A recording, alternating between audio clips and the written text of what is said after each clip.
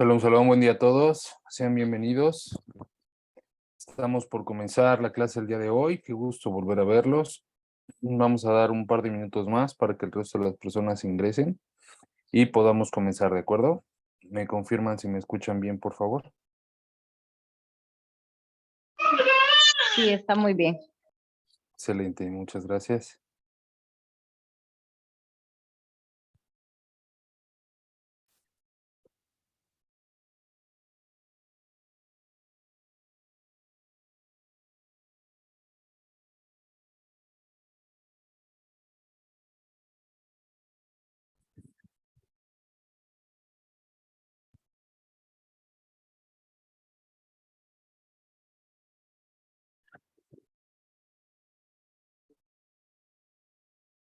Que nuestra existencia primaria, etcétera, es uno.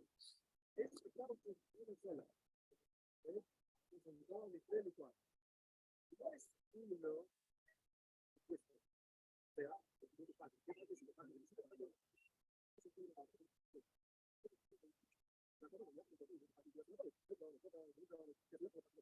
pasa? ¿Cuántos átomos tenés? Es un átomo. Sería compuesto por partes. Bueno, no es un Dios compuesto por un punto indivisible. ¿Entiendes?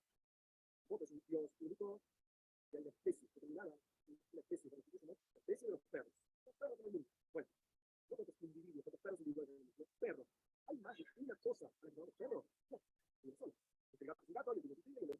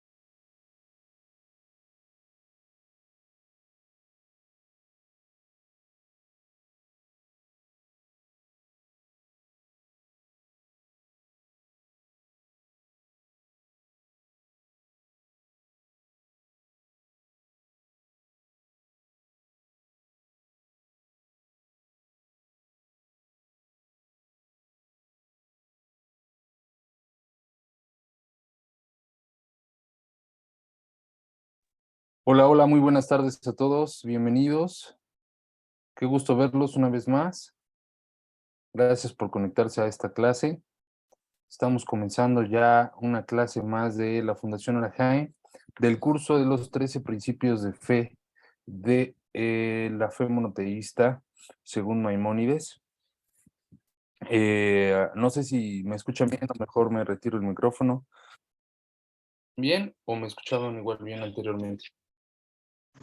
Ahí se escucha mejor, creo. Perfecto, ok. Bueno, pues ya estamos comenzando con la clase del día de hoy. Hoy vamos a comenzar ya con el principio número 8. El principio número 8, Baruch Hashem, ya estamos cruzando la frontera de el medio curso y estamos entrando ya a la segunda mitad del curso, gracias al Eterno. Y estamos ya comenzando el principio número 8, que va a hablar, continuamos hablando sobre la profecía, continuamos hablando sobre lo que es la comunicación de Dios con el mundo, y hoy nos toca empezar el principio que habla sobre la ¿qué? Sobre la Torá y su origen divino. Entonces, va a ser bastante interesante el que podamos estar en esta clase, porque vamos a tratar, con ayuda del cielo, de organizar nuestro concepto de Torá que hemos tenido hasta el momento y poder empatarlo o clarificar este concepto de este principio número 8 sobre el origen divino de la Torá. Me gustaría, antes de comenzar la clase, que alguien, igual me dijeran si alguien tiene alguna duda, algo que quedara pendiente de la clase pasada, algo que quieran comentar relacionado al curso o algo que haya quedado pendiente de aclarar en el grupo que no haya yo aclarado, para que podamos hacer esta introducción y después entrar al tema. Sí, estimado, quedó pendiente una pregunta que hice, pero no sé si será factible o será ¿Cuál fue la pregunta? Recuérdame. de la clase especial que se hizo, que usted tuvo la semana pasada, creo. Sí, claro. Creo que dijo, déjeme buscar la pregunta bien porque no recuerdo bien A ver, exactamente. Aquí ya te tengo, creo que dice, estuve mirando el video de la clase especial de identidad espiritual y me llamó la atención cuando usted dice que cuando el hombre no conoce no conoce la expresión de la voluntad de Dios y no cumple con los mandamientos, se convierte en cola de la creación y no pasa a regirse por recompensa y sanción, sino por causa y efecto, de tal forma que ya no tiene poder sobre la creación, sino más bien toda la creación tiene poder sobre él. ¿A qué se refiere con esta expresión o cómo podemos entender esto de esta mejor forma? Esa es la pregunta, ¿no? Sí, correcto. Ok, muy buena pregunta. Qué bueno que lo vamos a abordar aquí. Ok, ¿qué estábamos hablando con respecto en esa clase de identidad espiritual? Para que no la vieron, fue una clase que nos invitaron el grupo de estudios de Osher Shalom. Ya tiene aproximadamente como 15 días, me parece, que nos hicieron la invitación a dar una clase especial. La clase que vimos fue de identidad espiritual, en donde abordé este concepto sobre cabeza y no cola. ¿Qué quiere decir ser cabeza y no cola? ¿Y qué quiere decir de hablar sobre recompensa y sanción? Bueno, en el grupo también hacía yo una aclaración sobre el tema de qué es el sistema de recompensa y sanción y qué es el sistema de causa y efecto. ¿Qué es cuáles son estos dos sistemas o a qué se referencian? Bueno, el Eterno no castiga, como se preguntaba en el grupo. El Eterno castiga, el Eterno como un padre castiga a la persona. El concepto de castigo viene asociado con una actividad de culpa y por lo mismo no busca responsabilizar a la persona, al individuo, sino busca más bien justificarla. Por lo tanto, cuando hablamos de culpa, estamos hablando ya de una connotación negativa. Cuando hablamos de recompensa y sanción, no estamos hablando de cosas ni positivas ni negativas, sino estamos hablando de un sistema de equilibrio, un sistema de justicia. Cuando hicieron la pregunta en el grupo sobre cómo es que si Dios castiga o no castiga, eh, me, el concepto más apropiado para poder definir esto es que Hashem no castiga, sino que Hashem trabaja por medio de dos sistemas, que es el de recompensa y sanción y el de causa y efecto. ¿Cuál es el de causa y efecto? El de una persona cuando desconoce las reglas del juego. Voy a traer otra metáfora. Supongamos que William le gusta o está empezando a querer jugar fútbol, ¿no? Entonces, pues lo invitan a jugar los de su trabajo, le dicen, vente, William, y William dice, no, la verdad es que yo no sé jugar, o sea, literal, no sé jugar, no me sé las reglas, o sea, he visto, soy amateur, pero nunca he jugado de manera profesional, en realidad no creo que pueda contribuir mucho al equipo, pero sus compañeros insisten y dicen, no, pues vente, vamos a jugar, tú no te preocupes, ahí estorbas, y dices, bueno, ok. Entonces, él lo meten a la cancha, se pone el uniforme y empieza a jugar, ¿no? Y pues ve que todos corren atrás del balón y corre, y ve que todos, el objetivo es meter el balón a una portería, dice, bueno, pues no es tan difícil. Pero llega un momento en el que William se adelanta y le levantan el banderín del oficial de este lateral y le dice que está fuera de lugar. William no entiende lo que pasa, le quitan el balón y se lo dan al equipo contrario. Y dice, ¿qué fue lo que sucedió? O sea, ¿por qué pasó esto? No entiendo, ¿qué pasó? Pero bueno, lo deja pasar y vuelve otra vez la jugada, se desarrolla de nuevo y una vez más William se adelanta, rompe la línea defensiva antes de que salga el pase y se adelanta a su posición y le vuelve el árbitro de línea, le vuelve a levantar el banderín para decirle que está fuera de lugar. Este movimiento de William se hace constantemente. Él no sabe qué es lo que pasa, él no sabe por qué le levantan esta sanción, pero el juego se detiene, hasta el punto que sus compañeros le dicen, ya mejor salte porque en realidad sí no sabes jugar y nos estás afectando más de lo que nos puedes beneficiar, ¿no? Y William se salió diciendo, pues no supe lo que pasó, pero pasó, ¿no? Va a llegar alguien y le va a decir, es que estabas fuera de lugar. ¿Y qué es el fuera de lugar? Es una posición adelantada versus la posición de los defensas antes de que salga el pase de tu equipo para que puedas tomar el balón y querer anotar un gol, ¿no? Ah, ahora ya lo entiendo. ¿Qué fue lo que pasó? Lo que pasó fue que en realidad, bueno, William estuvo trabajando bajo el sistema de causa y efecto. Causa y efecto es que, bueno, pues estoy cometiendo una falta que yo no sé a ciencia cierta cuál es la falta y estoy constantemente cometiendo el mismo error y la vida me da una cachetada constantemente, pero yo lo sigo haciendo porque no sé que estoy mal, ¿no? Estoy fuera de lugar. Hasta que alguien viene y me explica que lo que yo estaba haciendo era un fuera de lugar. Era una falta que dentro de las reglas del juego estaba yo cometiendo, que estaba yo perpetrando constantemente.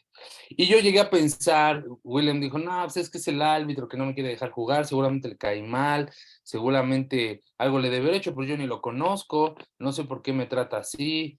Y empieza a pensar mil cosas, mil y un cosas. ¿Por qué? Porque él siente que todo el juego lo gobierna, que todo lo que está alrededor de él lo gobierna, lo controla, se vuelve cola. ¿Por qué? Porque no conoce las reglas del juego. Exactamente, no sabe cómo se domina el juego. Todo el juego está sobre él. Todo el juego le dice qué hacer y cómo hacerlo, pero él no entiende por qué. Porque no conoce las reglas del juego. Él está bajo las leyes de causa y efecto. Por lo tanto, se vuelve cola. Sin embargo, William, después de esa experiencia, decidió comprometerse con el equipo y empezar a trabajar y empezar a aprenderse el reglamento. Y después de ciertos partidos, William ya era bastante bueno y empezó a contribuir y a sumar puntos al equipo y a ser una pieza importante en la estrategia de contraataque, y cada vez lo requerían más. Entonces William se volvió cabeza. ¿Por qué? Porque ya conoce las reglas del juego. Porque ya conoce cómo es que se desarrolla el juego, cómo es que se tiene que emplear, cómo es que se tiene que ejecutar, qué es lo que puede hacer, qué es lo que no puede hacer, cómo lo debe de hacer, de qué cosas puede sacar ventaja dentro de las reglas del juego, de qué otras cosas no. Aprendió a defenderse, aprendió a desarrollar habilidades que le permitieron ser cabeza del equipo, convertirse en un líder, ¿no? Dejó de ser cola para convertirse en cabeza. Y ahora es alguien que dirige. ¿Por qué? Porque conoce también el reglamento y se ha vuelto tan habilidoso y tan capaz de poder cargar con la voluntad del equipo que ahora se volvió un líder y es cabeza. El juego lo domina, ¿sí? Y ahora está bajo el sistema de recompensa y sanción.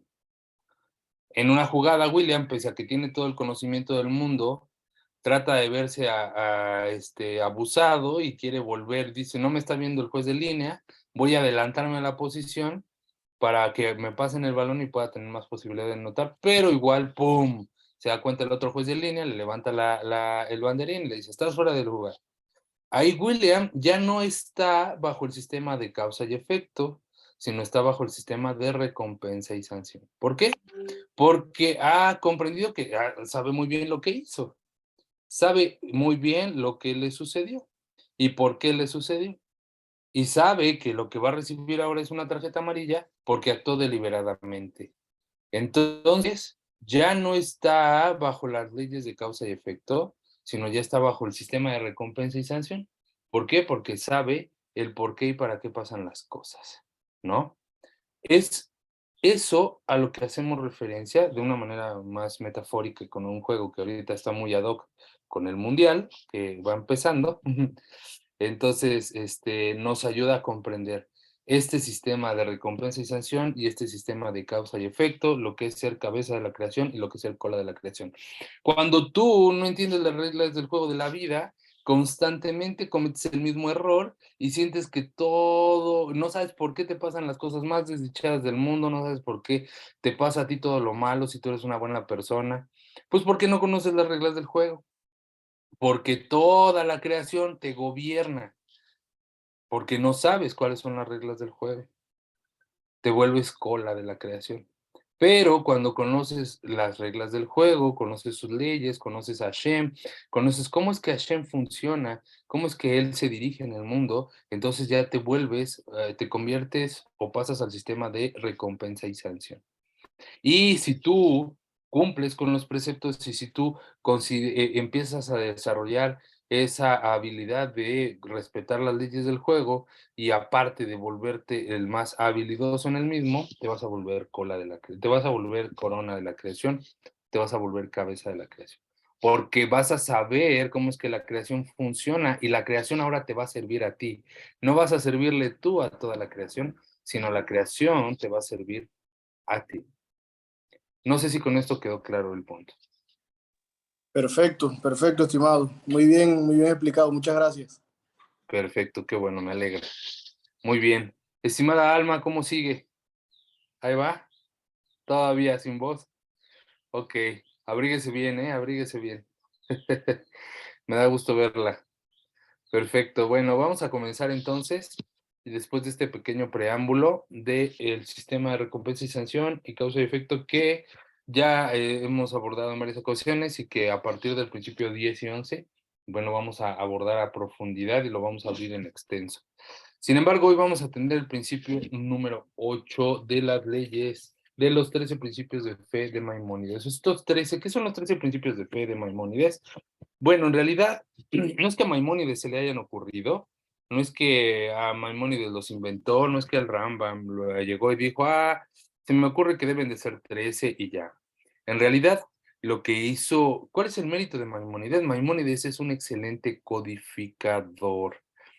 El Ramban, Rabbi Moshe ben Maimón, es un excelente codificador y lo que hace es codificar y descodificar la sabiduría de la Torá. Y él, no es que se le haya ocurrido, los haya imaginado, los haya inventado, sino que él codificó, estudió diferentes textos, diferentes fundamentos de diferentes fuentes de la Torá y codificó los fundamentos, los pilares del monoteísmo en 13 enunciaciones, en 13 principios, en 13 asuntos generales, digámoslo así. Hasta el día de hoy nosotros hemos atendido 7 de esos 13 y estamos a punto de atender el octavo asunto, que habla sobre el origen de la Torá. Por lo tanto, estos no son inventos de una sola persona o producto del intelecto de una sola persona, sino es más bien la compilación y codificación de las bases de la estructura del pensamiento monoteísta que tiene origen en el mundo toránico y el mundo judío en particular, que a través de la reflexión y la introspección, Rabbi Moshe ben Maimón, Maimónides, los codifica en 13 asuntos principales. Ahora, no es el objetivo de esta clase, sin embargo, debo de decirles también, porque ya es un grupo que ha ido avanzando en el estudio, que no es la única, si bien estos 13 principios son aceptados de manera general, no es la única postura sobre las bases del monoteísmo según el judaísmo. Existe otra postura que contradice al Rambam. Existe otra postura que contradice al Rambam, que también surge del mismo pueblo judío, que propone que únicamente no son 13, que únicamente son 3 principios. 160 años después de que el Rabbi Moshe ben Maimón hubiese hecho el tratado de los 13 principios de fe, bueno, no el tratado, sino más bien esta codificación de estos 13 principios, el Rabbi el rabí Joseph Albo, en el libro Sefer Aikrim, expresa que en realidad Maimónides está mal, le hace una dura crítica y únicamente enuncia que los pilares del monoteísmo de la fe judía se sustentan en 3 pilares. Vuelvo a repetir, no es el tema de la clase, lo abriremos en extenso cuando lo tratemos de abordar, sin embargo lo dejo ahí para que vean que aún en los fundamentos de la fe judía existen estas discusiones que son saludables, porque construyen un nuevo conocimiento. Algo que quiero que también vayamos familiarizándonos con esto es de que no es raro que haya contradicciones. De repente la gente, como no estamos acostumbrados a las disputas y a las faltas de consenso sobre un aspecto en específico, creemos que carece de fundamento y verdad si esto no es un consenso absoluto entre un grupo de personas. Por lo tanto, nuestra fe se puede llegar a debilitar. Eso no debe de pasar aquí.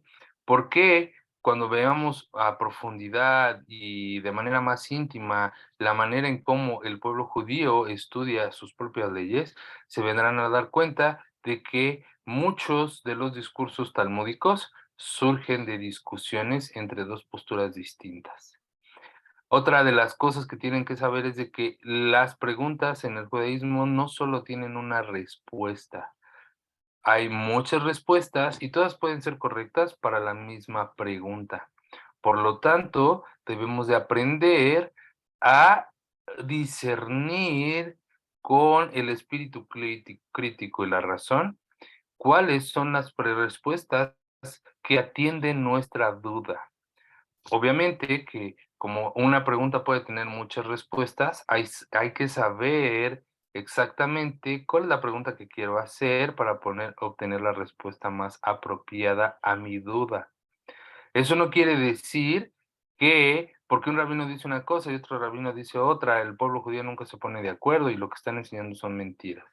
No, lo que quiere decir es que el pensamiento toránico funciona exactamente igual que las ciencias exactas o que las ciencias, que el método científico. Siempre va a existir un conocimiento previo, el cual tiene que ser sometido a discusión y a prueba para verificar si este conocimiento aún es vigente. Si después de haber sido sometido al proceso de investigación y prueba, de estudio y de prueba, y se resulta que lo que se aseveraba como cierto antes del proceso ya no existe o ya no es válido, se tendrá que reformular una nueva explicación.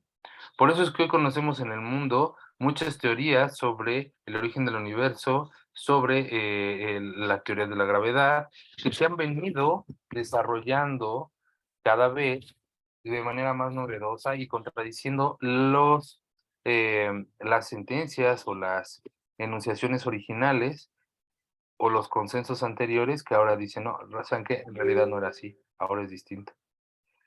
Y eso no tiene nada de malo. Lo mismo pasa en el judaísmo. Lo mismo va a pasar en los estudios talmúdicos. Entonces, esto se los digo como introducción para que podamos saber que la discusión no es mala. La discusión nos va a llevar siempre a la renovación del conocimiento, entendiendo discusión como la argumentación de un concepto a través de el pensamiento lógico, racional y con fundamento y citando fuentes. ¿De acuerdo? Muy bien, bueno, terminando esta introducción, ya me alargué bastante, vamos a comenzar entonces con el principio número 8, que dice así, lo dicto tal cual. Principio número 8 dice, yo tengo la convicción certera que la Torá que está en nuestras manos es la que fue entregada a Moshe. Yo tengo la convicción certera que la Torá que está en nuestras manos es la que fue entregada a Moshe. Es la misma que fue entregada a Moshe. Vamos a hablar de la Torá. Este concepto ya de por sí es complicado de poderlo abordar. ¿Por qué? Porque cuando hablamos de Torá, quiero que me digan ustedes qué entienden por Torá. Quien quiera. ¿Qué entienden por Torá?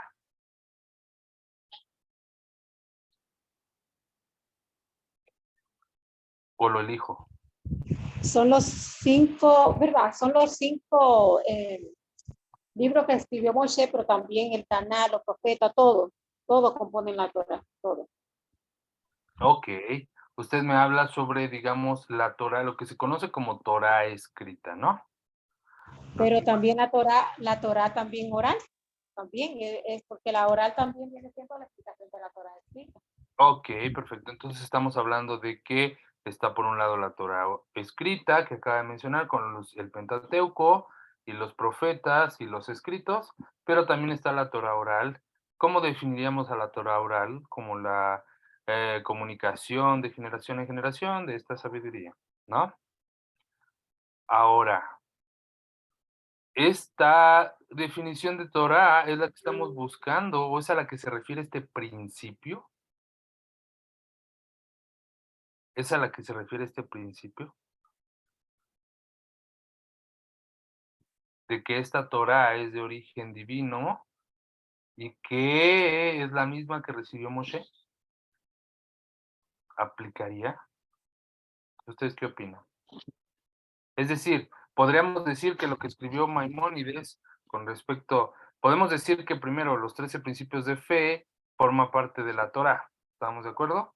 Porque proviene de el pueblo judío, de una tradición oral, como lo acabo de explicar, codificó y lo resumió en 13 asuntos y por lo tanto al tener origen en esa codificación de escritos que tienen como base la Torá escrita, los 5 libros de Moshe, el Pentateuco, podríamos decir que es la Torá, esto es de origen divino, ¿o no? ¿Qué opinan? Quiero hacer esta clase un poquito más interactiva, así que quiero que me ayuden. No tengan miedo a participar, no tengan miedo a levantar la mano, a preguntar. Recuerden que no hay preguntas tontas, hay tontos que no preguntan. Disculpe, estimado. Qué pena que no levante la mano, pero no encuentro el... No te preocupes, pero así está bien. Lo que entiendo de Torah y lo que medio he leído por ahí es que fue entregada por Hashem a Moshe en el monte Sinaí, y Ujú, la Torah, esa es la Torah escrita, ujú, perdón, oral, no, la escrita. Y la ujú, Torah oral es la explicación del mismo Hashem a Moshe de lo que le estaba, como quien dice, dictando. ujú. Entonces, se puede decir que la Torah oral y la Torah escrita es de origen divino, pero los 13 principios que fueron sacados de la Torah no sé cómo, no sé cómo configurarlo aquí, si es de origen divino o si no sé, no sabría. Muy bien, muy bien. Gracias por tu participación, William. Gracias. Ahora hay otra que acabas de proponer que es importante en relación a la Torah oral que acabas de decir. Dice, la Torah escrita fue entregada a Moshe y la Torah oral es la explicación que Hashem le dio a Moshe para explicar la Torah escrita, ¿no? Entonces, por lo tanto, las dos son de origen divino. Muy bien. Entonces, se podría decir que la Torah oral, como la Mishnah y la Gemara, son de origen divino. Porque esas 2 son producto de la Torah oral. Es algo complicado, porque no sabemos exactamente a qué se refiere el principio cuando dice, o sea, ¿qué debo yo de entender cuando el principio dice que la Torah es de origen divino? Hay muchas cosas, alrededor del concepto de Torah, si yo pudiera hacer un mapa conceptual, tendría muchos conceptos alrededor de la palabra Torah. Ya acabamos de decir justamente varios que son como los más comunes, que es escrita y oral, ¿no? Si yo pusiera el mapa conceptual, el concepto de Torah al centro, por ahí aparecería otro concepto que se diría oral y otro que diría escrita, ¿no? Por ahí también aparecería la palabra Tanaj y también podrá aparecer la palabra Pentateuco, ¿no? Por ahí también podría aparecer la palabra Humash y también podría aparecer la palabra rollo, ¿no? ¿Qué es la Torá? Por ahí también podría aparecer la palabra tablas de la ley, ¿no? Hay mucha confusión con respecto a este principio porque el término de Torá está vinculado necesariamente a muchos otros conceptos. Y cuando nosotros hablamos de Torá, cuando nosotros hablamos en este principio sobre que la Torá fue recibida por Moshe, que fue recibida por Moshe, la misma que tenemos hasta el día de hoy, y es de origen divino, tenemos que saber a qué Torá se está refiriendo. ¿A qué exactamente el concepto de Torá, este principio, está haciendo alusión? Para ello, vamos a estudiar con el método deductivo. ¿Cuál es el método deductivo? Partiendo de lo general a lo particular. El método de investigación deductiva es partiendo de un asunto general a la parte, de una manera más específica a lo particular. Entonces, con este método vamos a hablar de la Torá y explicar qué es el concepto Torá. no solamente de manera etimológica, porque eso ya lo hemos hecho en la introducción de este curso, sino también de su composición, es decir, cuántos libros, cuántas letras, cuántos espacios, cuántas coronas, cuántas palabras tiene la Torá, y para saber exactamente a qué nos estamos refiriendo con Torá.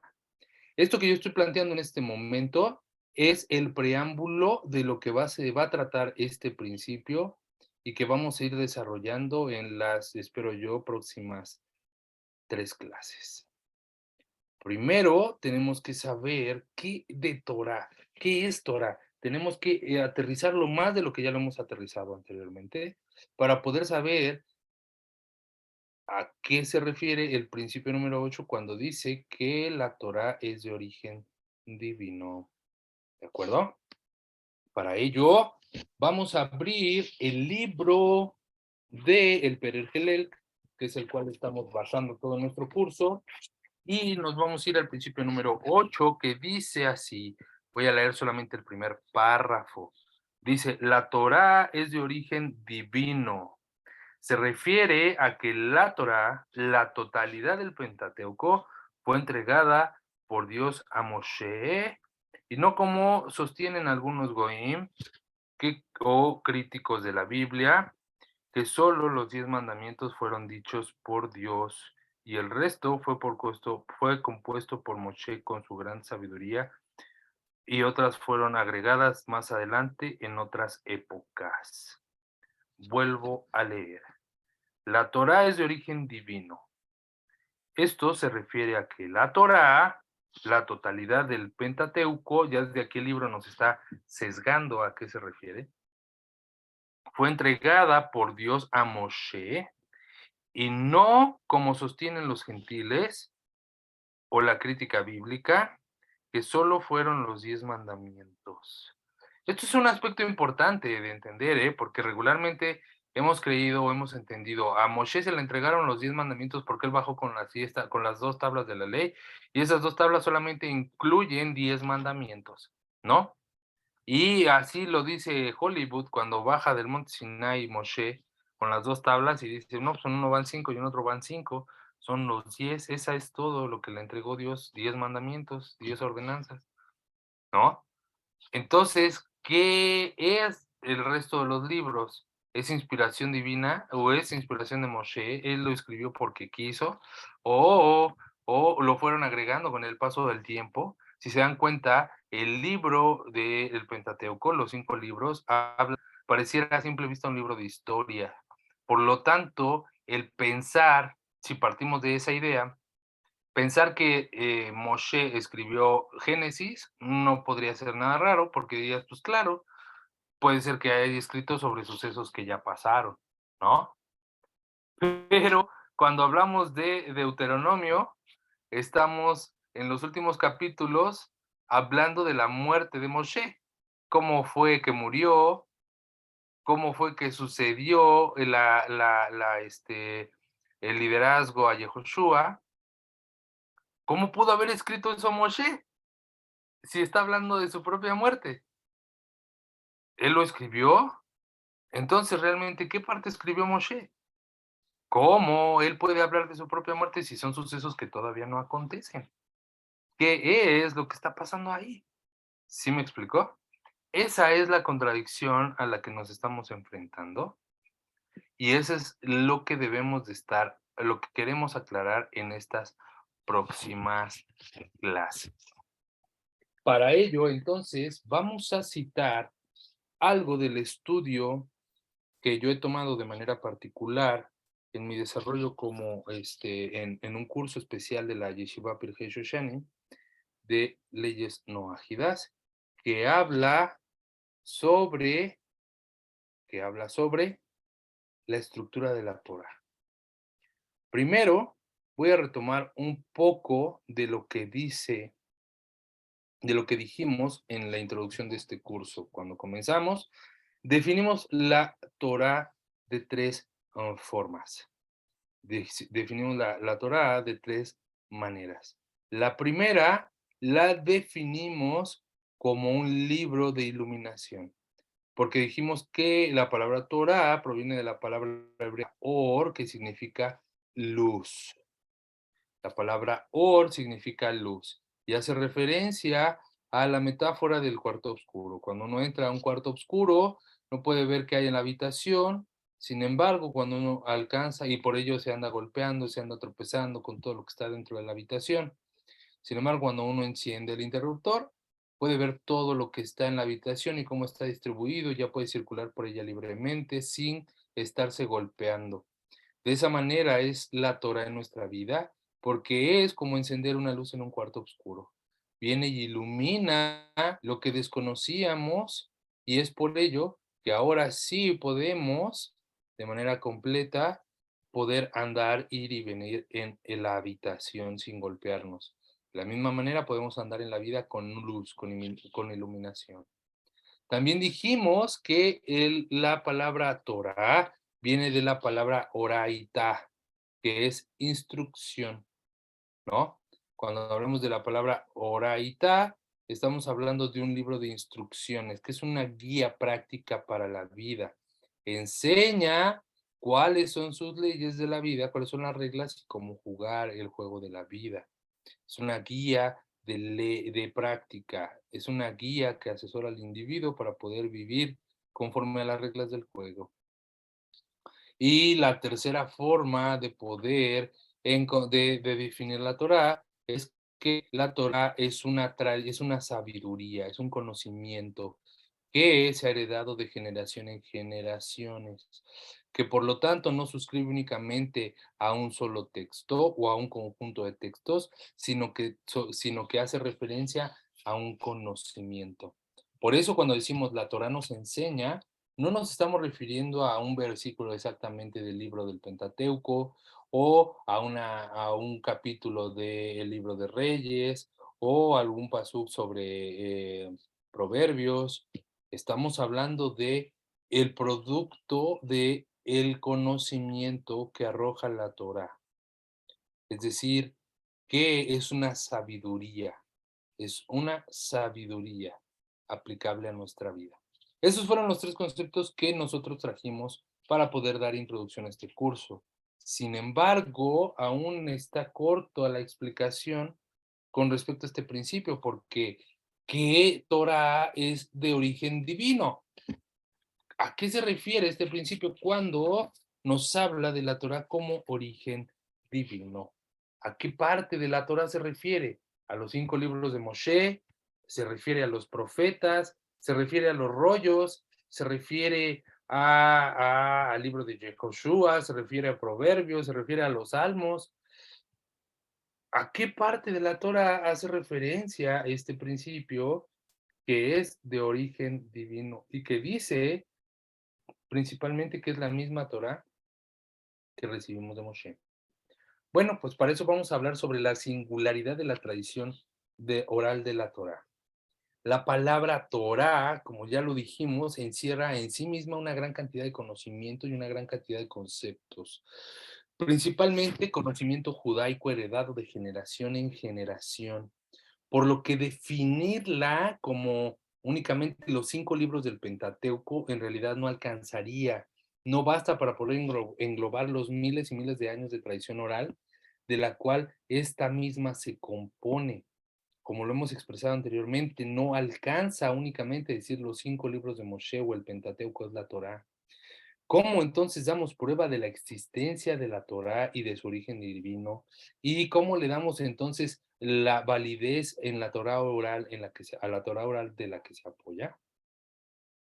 Bueno, en un singular enfoque de estudio, único y diferente de cualquier otro contexto religioso y de cualquier otro texto religioso, tratar de interpretar la Torá fuera del contexto de los sabios de Israel es mutilarla en gran parte de su riqueza y conocimiento y su identidad espiritual y su información que trae con respecto a esa reflexión. Por eso es importante y por qué estoy haciendo este preámbulo, porque para poder comprender la Torá es necesario comprenderla desde la perspectiva de los sabios del pueblo de Israel. que están contextualizados al conocimiento de la misma, porque si no, de lo contrario, no comprenderíamos el documento, sino como un simple libro histórico. Y no nos podría, más bien, nos costaría trabajo el poder decodificar, como lo estamos haciendo a través de las enseñanzas de Maimónides, el contenido de la misma. ¿De acuerdo? A diferencia de otras religiones,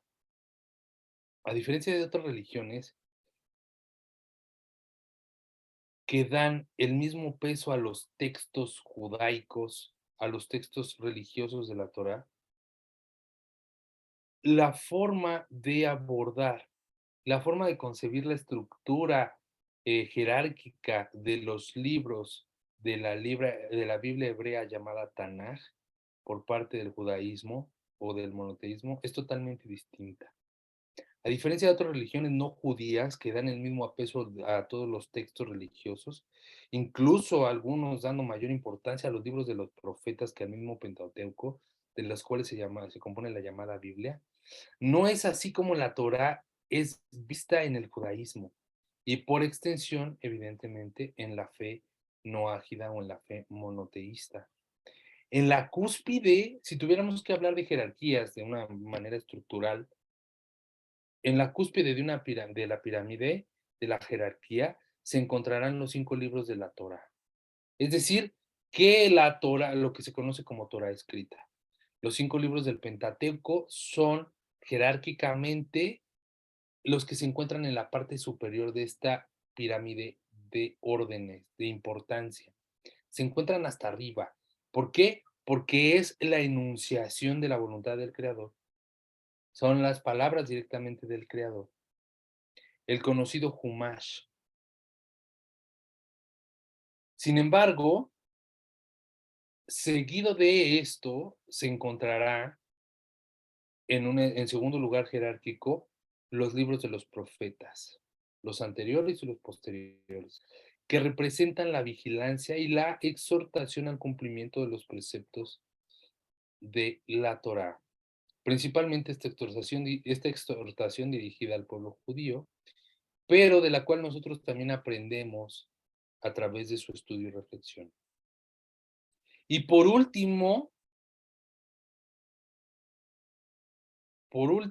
se encuentran los escritos, es decir, los conocidos como Megilot o los rollos, que desempeñan un papel de apoyo que a menudo se utilizan para aclarar el significado de algunos conceptos como nombres propios o objetos o conceptos morales y éticos que se abordan en la Torá escrita. En conjunto, estos textos, los textos de los profetas, de los escritos y de la Torá oral, de la Torá escrita, el Pentateuco, contienen el tesoro de inspiración moral y contemplación que hace referencia a la Torá. Con esto ya estamos aterrizando un poco de cuál es la estructura jerárquica en la que el mismo judaísmo define a la Torá. Ustedes están, al igual que yo, estábamos acostumbrados a agarrar una Biblia. ¿Y cuál es el orden de la Biblia primero? De una Biblia normal, así, de las que encuentras en la iglesia católica o que te llevas al culto cristiano, pues primero están los 5 libros, ¿no?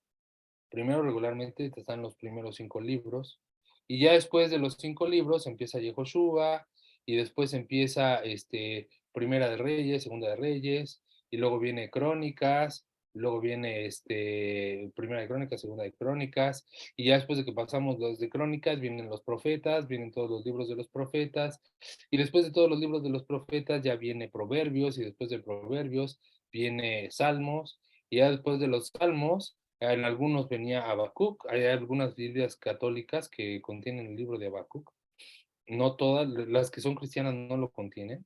Y eso es muy curioso porque en el libro de Habacuc, quien ha tenido la oportunidad de leerlo, ahí habla sobre la historia de Hanukkah, que estamos próximos a abordar ya ese estudio, el libro de Habacuc.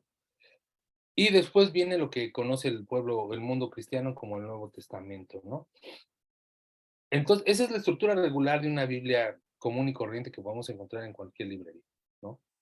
Sin embargo, si ustedes agarran una Biblia hebrea, El orden de los libros es totalmente distinto. El orden es distinto. Primero, sí, efectivamente vienen los 5 libros de Moshe, pero después vienen todos los rollos. Está el libro de Esther, que me faltó también mencionar, está el libro de Ruth. Esos están como rollos, como escritos. Y regularmente el libro de Esther y de Ruth, en la Biblia cristiana o católica, los ponen después de los profetas. Tienen un orden distinto. ¿Por qué? La jerarquía y la manera de organizar la Biblia hebrea llamada Tanaj es totalmente distinta a la que el mundo religioso de una doctrina no judía lo organiza. Incluso en algunas doctrinas cristianas le dan mucho más peso a los libros de los profetas que al mismo Pentateuco.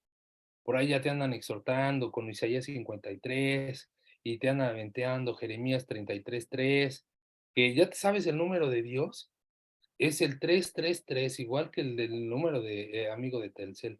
Tú márcale a Dios, ¿por qué? Porque hacen referencia a ese versículo de Jeremías 33:3, ¿no?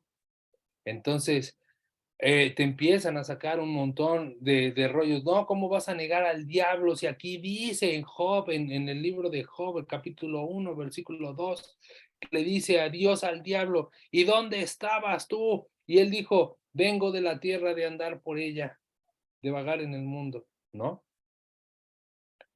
Ahí dicen, no, pues ahí está la existencia del diablo, ¿cómo creen que no? ¿Cómo creen que no va a estar? Ahí está.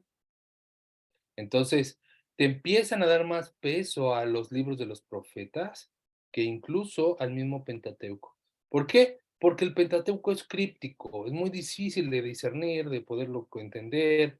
Su redacción a veces carece desde una perspectiva no monoteísta, y desde fuera de la explicación de los sabios de Israel parecería que está mal redactada porque carece de sintaxis, a veces ocupa palabras que no te dejan clara la idea, y dices, es que aquí debería decir esto, pero lo dice de manera distinta y ya no sé si sí se refiere a eso o no se refiere a eso, a qué está haciendo referencia.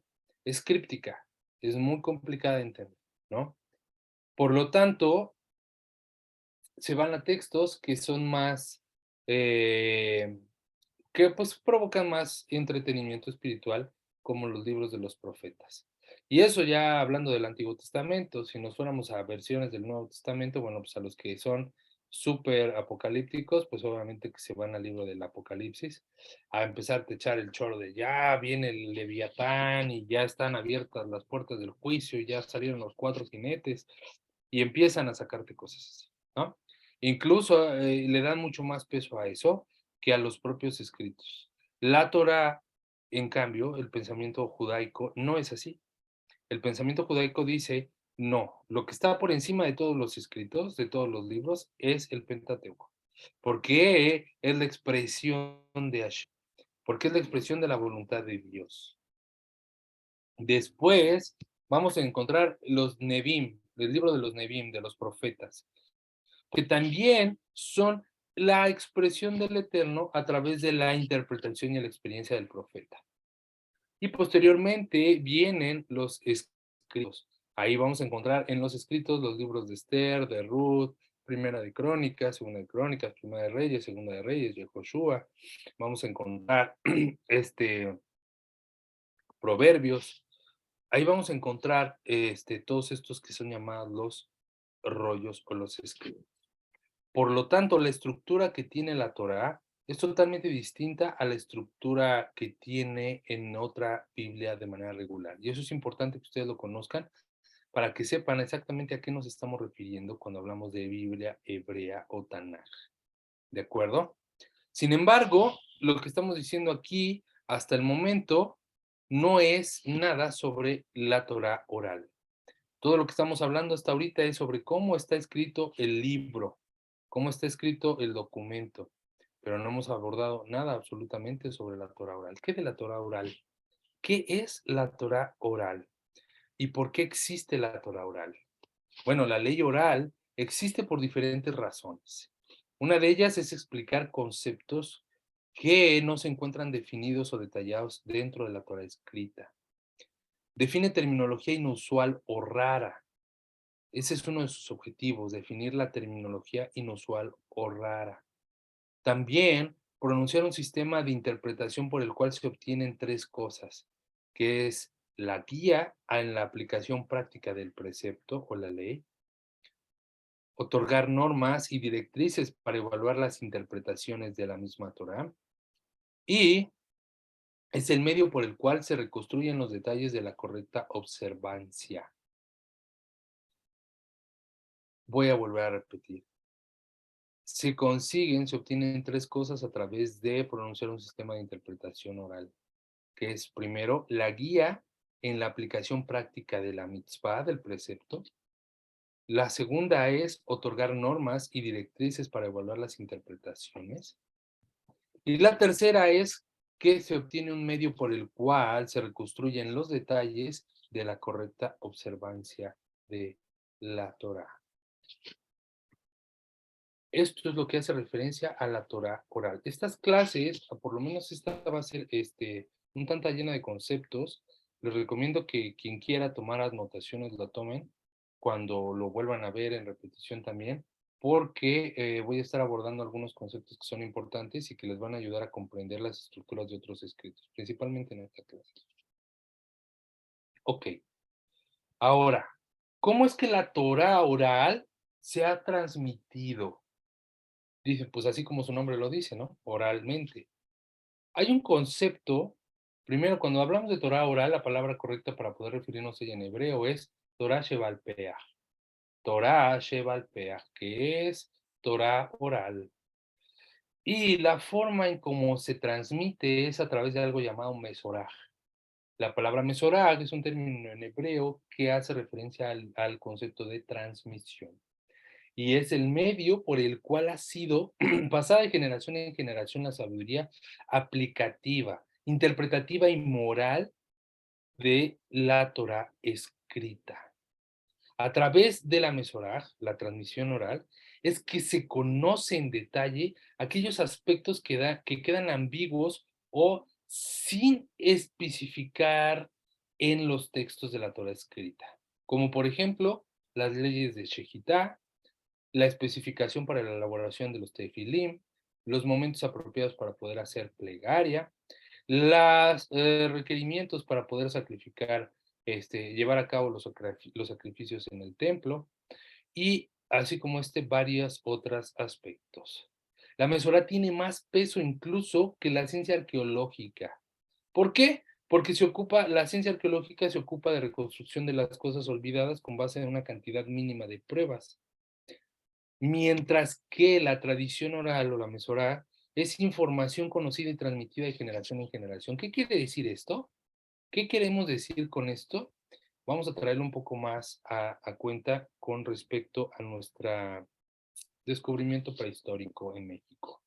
Una cosa es los hallazgos arqueológicos que una persona, un grupo de investigadores, arqueólogos, puedan hallar en zonas arqueológicas como, no sé, por ejemplo, aquí hay unas que tengo muy a la mano, que es Xochicalco, que son las pirámides de Xochicalco, que pueden encontrar los vestigios arqueológicos y que pueden empezar a deducir cuál era la organización de la sociedad, cuál era la manera en que las estructuras piramidales servían para la observación de los astros, qué tipo de función tenían, si esas estructuras eran para usos políticos o rituales o astrológicos o de qué manera fungían.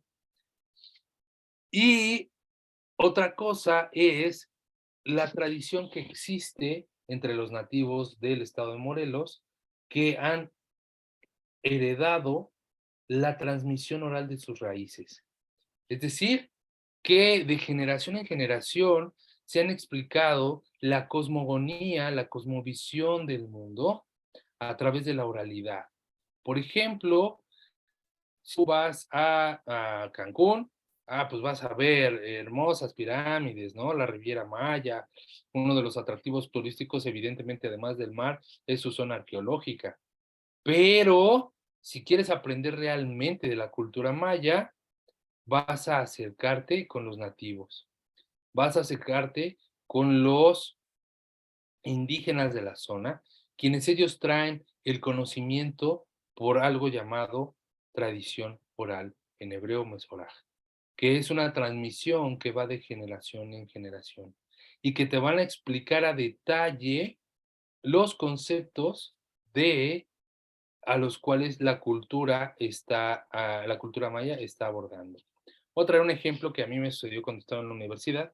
Cuando yo estaba en la universidad cursando el primer semestre de la carrera, tenía una materia de historia llamada historia, y en historia me tocó abordar un aspecto, hacer una investigación sobre algo histórico, sobre algo prehispánico en México.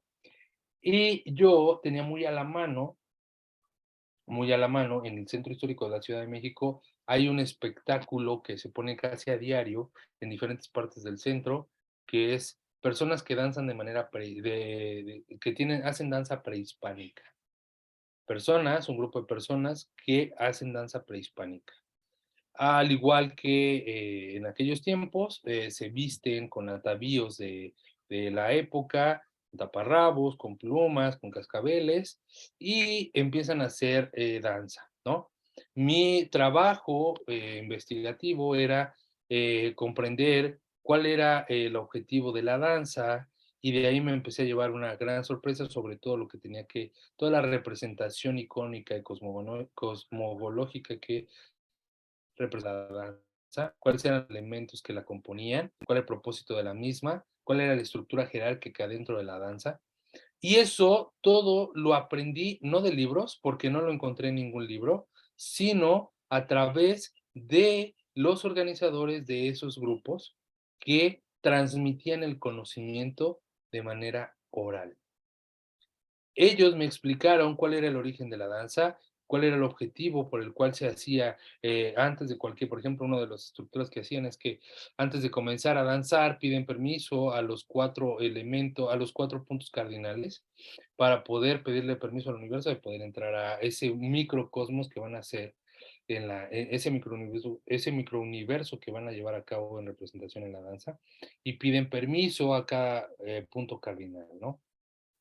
Y que, por ejemplo, existen 4 puertas de acceso, las personas no pueden ingresar al círculo de la danza si no es por alguno de estos chimali. Los chimali son personas que utilizan escudos, que son guardianes de puertas de ingreso a ese círculo. De esa manera puedes ingresar y tienes que ingresar de cierta forma al círculo para poderte acoplar a la danza. Existe el líder, existen los líderes de las percusiones, existen los líderes de las flautas y de los instrumentos de viento, y aprendí muchas cosas. Una de ellas también fue que, por ejemplo, Tezcatlipoca es un personaje, es considerado un dios, el dios del espejo humeante se llama, y se considera como una deidad adorada por el pueblo azteca, ¿no? Sin embargo, me explicaron que Tezcatlipoca en realidad es un concepto que hace referencia a los niveles de conciencia de la persona. Es el dios del espejo humeante, ¿por qué? Porque representa el reflejo borroso de tu introspección de ti mismo. Cuando habla de un espejo, está hablando de tu reflejo, pero cuando habla de algo humeante, hace referencia a algo que no es muy claro. Y que para poder llegar a una nitidez de la imagen, tienes que atravesar por 4 pasos, digámoslo así, por 4 tipos de Tezcatlipoca, que son 4 niveles de conciencia.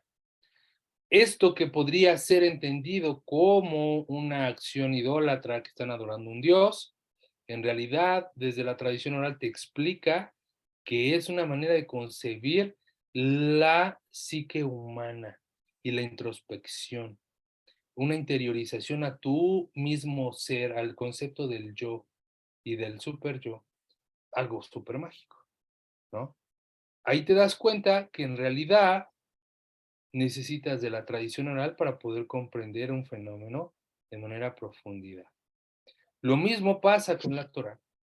De esta manera, por la llamada Mesoraj, es que se ha explicado de generación en generación la sabiduría del pueblo judío. Ahora, esta tradición oral era únicamente oral, es decir, estaba prohibido ser escrita. Sin embargo, llegó un punto en la historia en que se vio, se encontró con la necesidad de tenerla que preservarla en escritos, ya que hasta después del segundo exilio de Babilonia, la tradición oral y el conocimiento se vio amenazado por la asimilación del pueblo judío a las naciones como consecuencia de su cautiverio. Fue entonces que se comenzó a trabajar en la redacción de textos donde se compilaran la mayor cantidad de conocimiento posible, con dos objetivos principalmente: crear una literatura representativa del componente de la Torá oral en forma compacta y eficiente. Y la segunda era crear una declaración de la ley oral que, a modo de estudio, enseñaría y preservaría el modo correcto de la interpretación de la Torá. Escribir la ley oral, la tradición oral, la Mesorá, llevó a la creación de dos textos principalmente, que se conocen como la Mishnah y la Gemara. La Mishnah fue escrita por Yehudah Halevi, el príncipe, en el 220 de nuestra era, aproximadamente. Esta obra se compone de 600 capítulos divididos en 6 órdenes principales. Cada orden está dividido en masejot o tratados. Por eso se dice en Masejet Sanedrín, o en Masejet Berajot, o en Masejet, se me fue otro tratado, pero la Mishnah, vuelvo a retomarla, está dividida en 600 capítulos, divididos en 6 órdenes principales. Cada orden está dividida en masejot o tratados, y cada tratado se divide en capítulos, y cada capítulo en divisiones más pequeñas llamadas misnayot. Por eso, lo que estamos haciendo cuando estudiamos el Talmud, se dice en la Mishnah, en la Mishnayot, que es el plural de Mishnah, y hace referencia a esta estructura. ¿De acuerdo? Mishnah, la palabra Mishnah en hebreo quiere decir repetición. La palabra Mishnah en hebreo quiere decir repetición. Por lo tanto, cuando hablamos de Mishnah, estamos hablando de la repetición de la Torah, de esa oralidad que se había dado a través de la Mesorá, de la oralidad. Se tuvo que escribir por la asimilación del pueblo judío a las naciones, ya que estaba en riesgo la tradición oral, y se quedó grabado en un libro llamado la Mishnah. Sin embargo, también mencioné un segundo libro. La Gemara es, si la Mishnah es la enseñanza, la Gemara es el aprendizaje. Es decir, que la Gemara es un comentario a la Mishnah, es la enseñanza de la Mishnah. La Gemara es el aprendizaje, que es la compilación de las clases impartidas por los rabinos, que dilucidan o explican la relación de la Torah oral y la escrita en los métodos de enseñanza más simples, con sus conclusiones más prácticas. Resumiendo entonces, la Torah oral, que era una tradición que se pasaba de generación en generación por medio de la transmisión oral, terminó siendo escrita por Yehudah Halevi, el príncipe, en el año 220 de nuestra era, debido a la pérdida de esa transmisión derivada de los exilios del pueblo judío a Babilonia, en donde se comenzaba a asimilar con las naciones. Este tratado o esta obra de Torah oral se llama la Mishnah y la Gemara. Juntas, la suma de ambos textos son llamadas el Talmud. La suma de estos dos textos, de la Mishnah y de la Gemara, son llamados Talmud, el Talmud. Y existen dos versiones aceptadas de este Talmud. El Talmud Babli que se produjo en la frontera de Israel y Babilonia, escrita por los más grandes eruditos judíos en el exilio, y existe el Talmud Yerushalmi.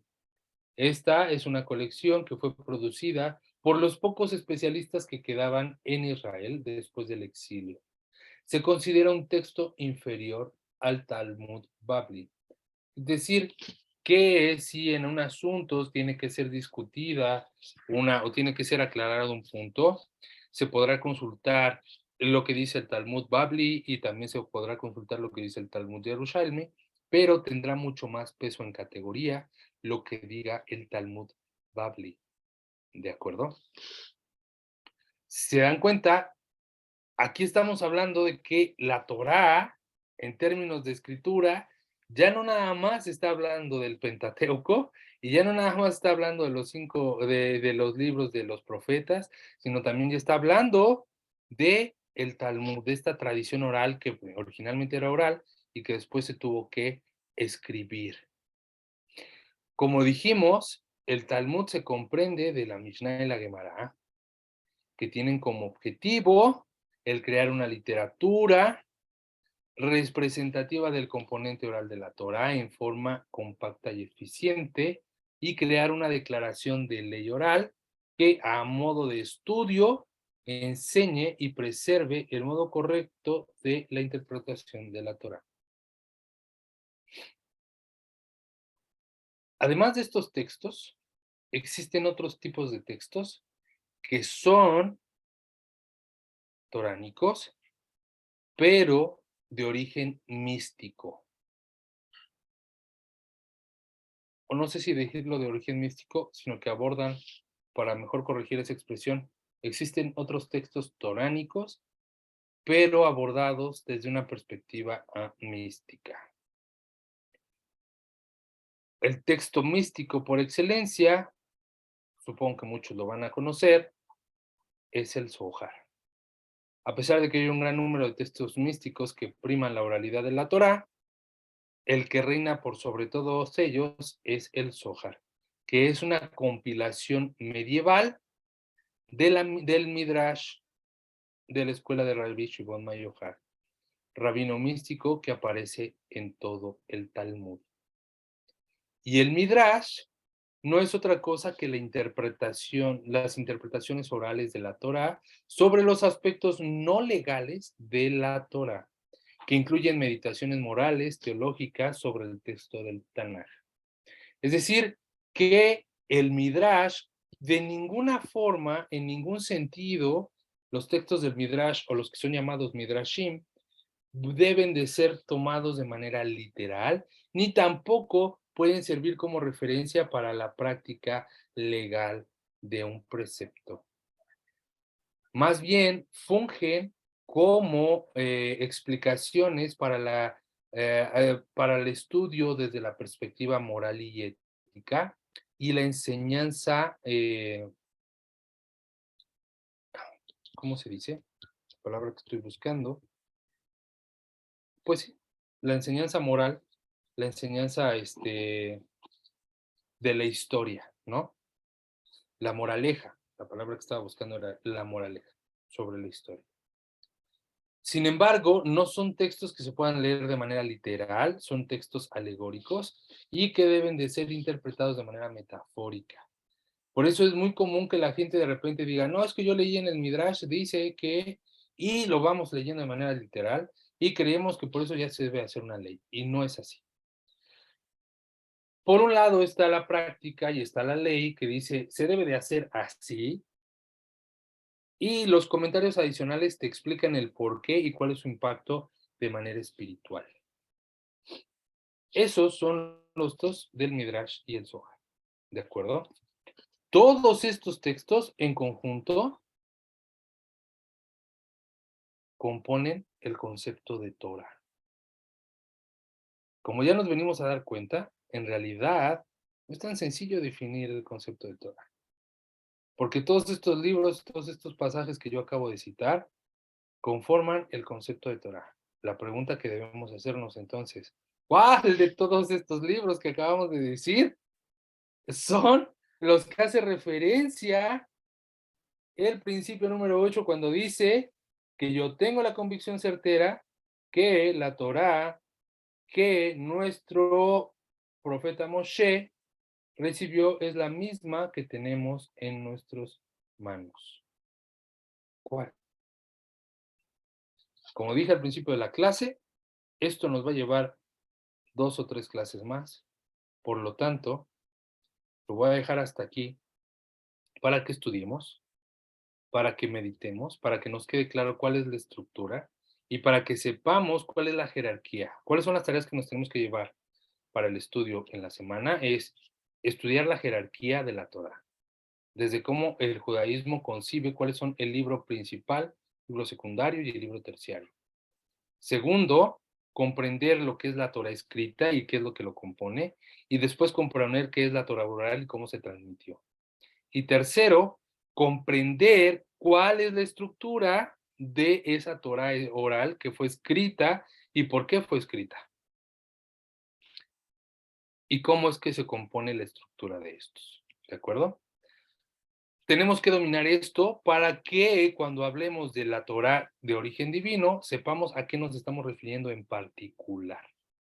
Que eso, con ayuda del cielo, lo vamos a ver en las clases subsecuentes. Hasta aquí la clase del día de hoy. Es una clase bastante pesada, a lo mejor, porque ha sido una clase con muchos conceptos. Les recomiendo de verdad que la vean 2 o 3 veces para que la puedan ir asimilando y cualquier duda, con mucho gusto, las podemos resolver en el grupo. Si quieren hacer algún comentario, alguna duda, con mucho gusto, lo voy a dar un lapso de 5 o 3 minutos para que puedan hacer participaciones en el grupo. Adelante.